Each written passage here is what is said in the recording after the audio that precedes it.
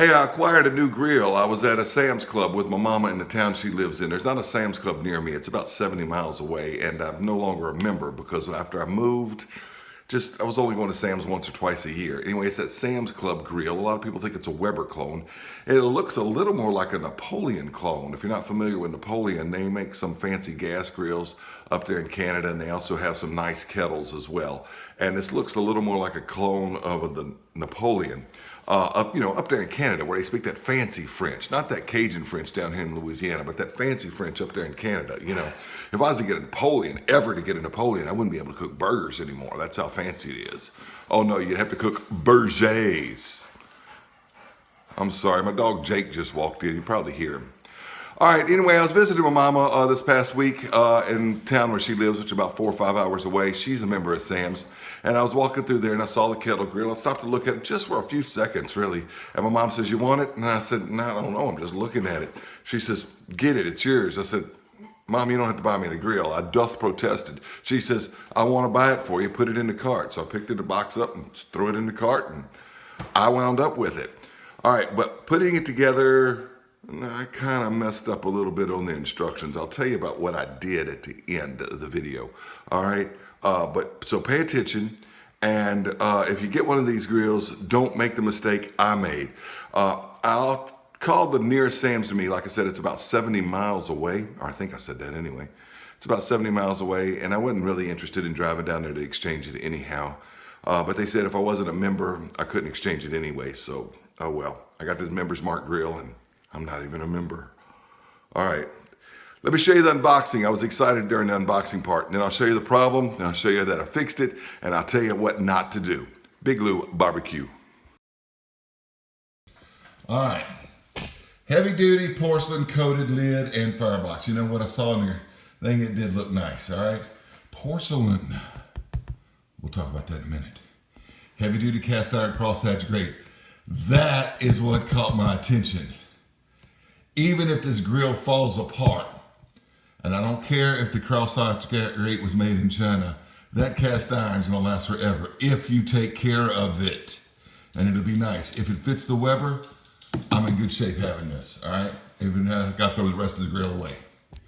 All right, analog temperature gauge. I'm Big Lou. I like that old school stuff.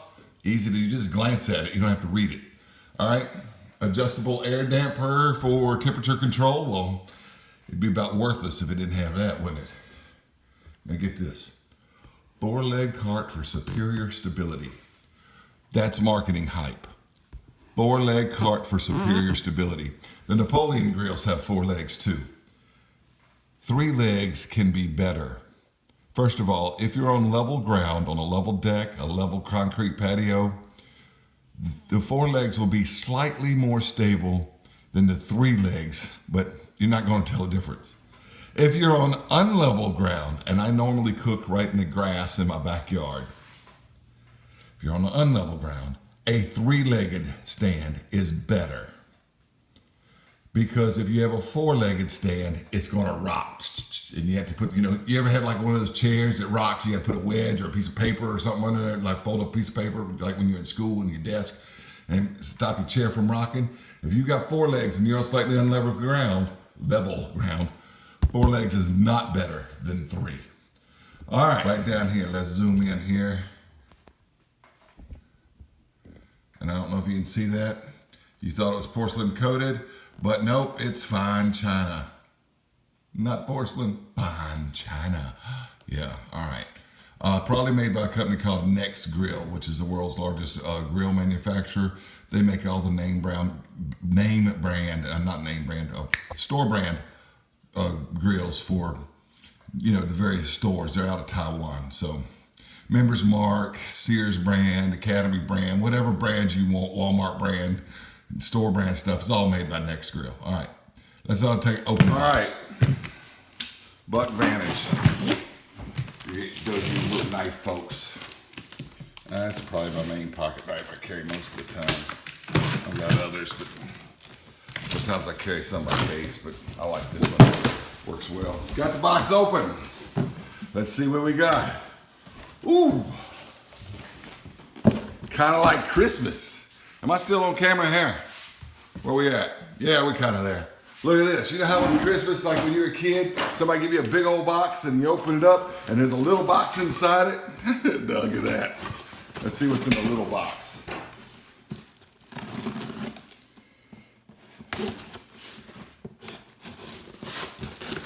All right. Smaller hardware parts, handle, cover things. See, it kind of wheels, ash catcher tray, thermometer. I know it's called thermometer. It actually doesn't look like a bad thermometer. Look at that right there. All right, it goes on with a wing nut.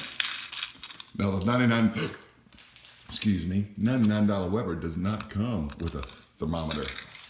All right, set this aside. See what this looks like.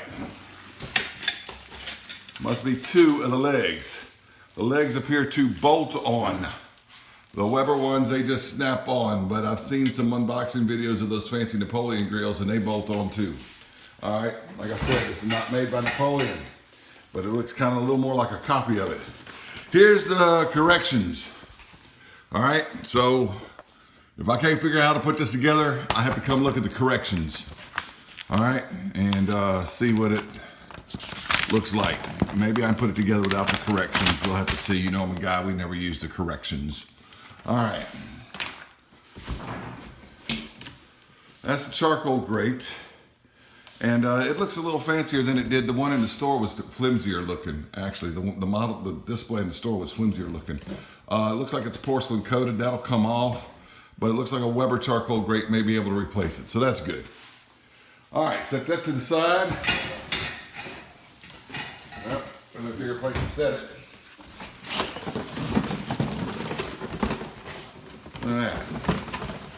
Look at that. That looks kind of like fun.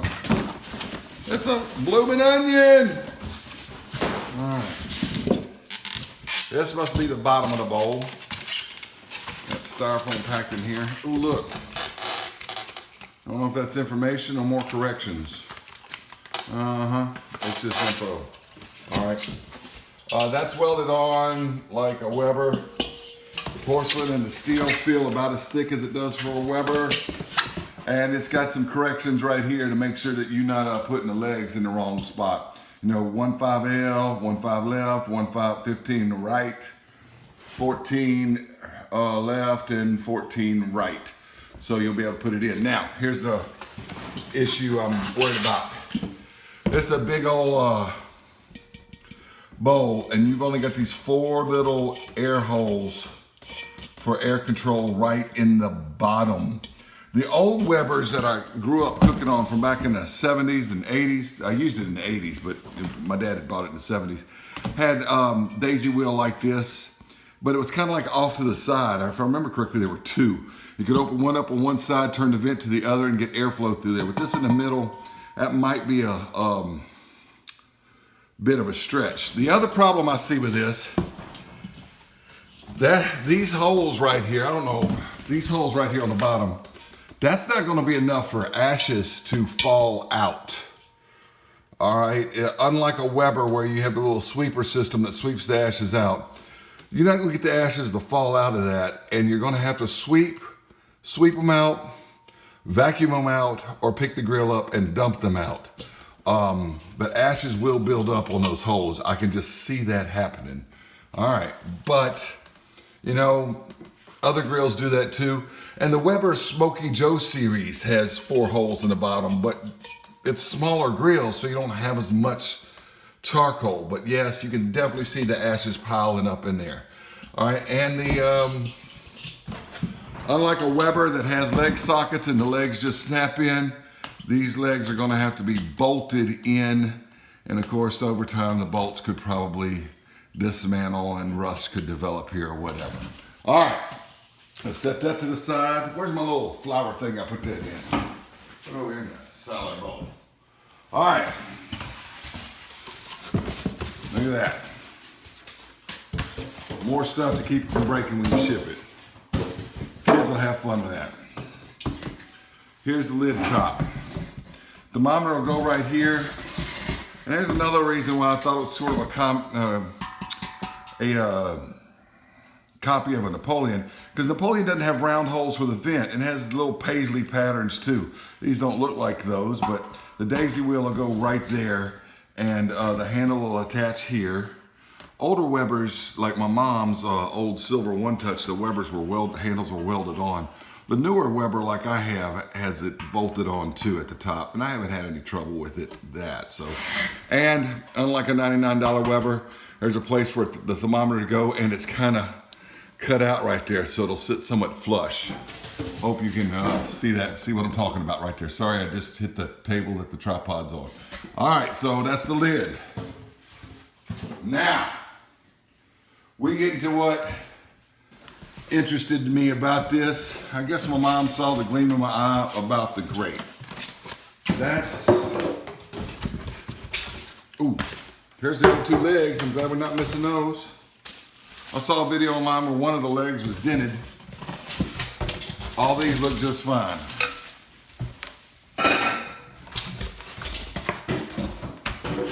Oh, heavy. That is why this thing is nice. It's a nice piece of iron right there. Cast iron crosshatch grate. Cooking a steak on that, you don't have to pick the steak up and do it a quarter turn to get the pretty crosshatch marks. It is not seasoned. I'm going to have to do some seasoning on this grate. I'll make another video about that. All right, so that's what's in the box. I'm gonna put it together, and I'm not gonna let you watch me put it together because I don't want you to see how many times I gotta look at the corrections to get it together correctly.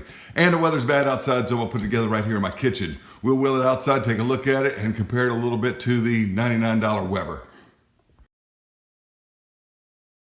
So there it is, and it looks okay there. The thing's blowing in the wind. But look right here. Can you see that space down there about where that leg goes? It rocks. It doesn't sit level, and it rocks. I mean, it really rocks bad. All right, now, the lid does not fit. You see that right there? Now, I can move it over, let that sit there, but then it doesn't fit over here. Either the lid or the bowl is way out around, but it's not fitting. I can kind of get on it and stretch it out. It kind of fits, but then, as you can see, it chips the porcelain there and there. All right, the hook on the bottom attaches to the bottom where the handle is. The vent's kind of nice, but it says caution with hot. You know, on a Weber, I made a little cork, take a little cork mod and put it on the handle, and you can move the cork when it's hot. You're gonna have to get tongs or something to move this. You can kind of hear it scraping against the porcelain as you turn it. But I followed the instructions. The thermometer does look nice, but the top, the lid just doesn't sit. And I can stretch it out with both hands, get the fit on there, and then it peels my porcelain off. All right, hang it on there like that. This cast iron grate looks nice. I will tell you the instructions said you got to cure the grill before you cook on it by spraying it all down with oil. Maybe that'll help get this thing, once I heat it up, maybe it'll get into round, I don't know. And you're gonna have to season the cast iron. It's not a big deal, I like cast iron, but if you don't like cast iron or you're not very familiar with cast iron, I'd definitely stay away from this grill. All right, I'm gonna set this down here. The charcoal grate is porcelainized, unlike a Weber one, but I think a Weber charcoal grate would fit in that just fine. All right, now you see this chipping right down here? This is because after I got the grill set up, my son and I tried to redo the legs a couple times, tightening and loosening, to see if we could get it to sit level without rocking. But it didn't. All right, nothing's bent here. I don't see any bents or dents right there. It just don't think this bowl is round. I think that's why it rocks, and I think that's why the top doesn't fit. I followed the instructions. I know I called them the corrections jokingly in the intro when I was still happy about this grill. But I followed the instructions. You're supposed to hand tighten these on there before you put that bottom rack on. I did that. Then you tighten these up. I did that. It wasn't sitting level. All right.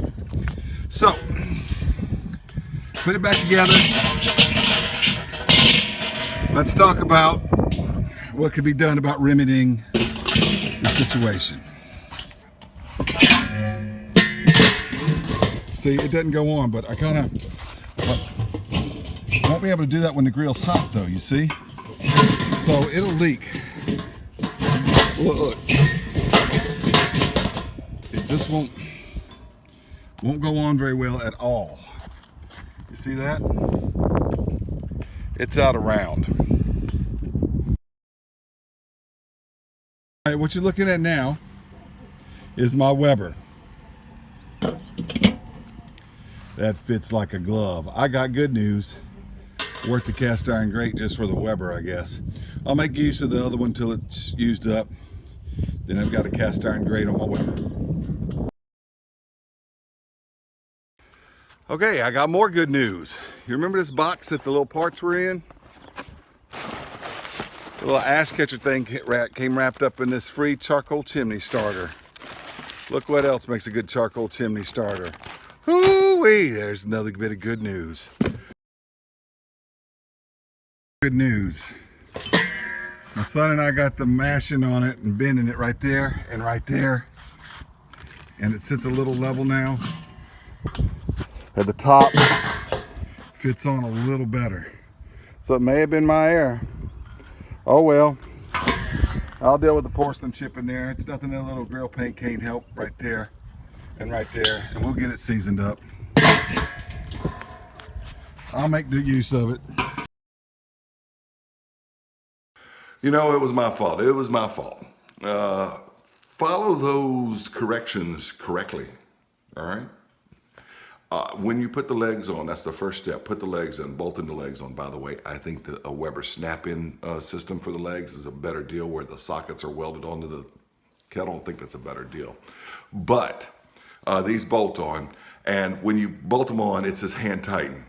Me being a guy, I took hand tighten as a personal challenge. Oh yeah, you want to see how tight I can get those things to the hand, and I crank down on those. Don't do that. Leave the nuts and bolts sloppy loose so that the legs jiggle around, because you got to put that bottom rack on. You got to kind of spread the leg and put the leg there and put it in there. And if it's too tight on the bowl, it bent the bowl out of round, and that was the cause of my problem. It was my fault. So I'm glad I didn't take it back. 1, the nearest Sam's to me is 70 miles away. 2, I didn't even buy it. 3, I'm not even a member of Sam's. So I'm gonna make this thing work, get some grill paint, fix it up, season it up, and cure it up. I'll do a video on that, and I'll be cooking up some food on it. All right, plus the grill costs 2 cents less than $100. And if you look at my About page, all my cookers cost less than $100 with the exception of my ugly drum smoker, which I built myself for way less than $200, but a little more than $100. So, you know, I cook on inexpensive, under $100 equipment, and this grill kind of fits the bill.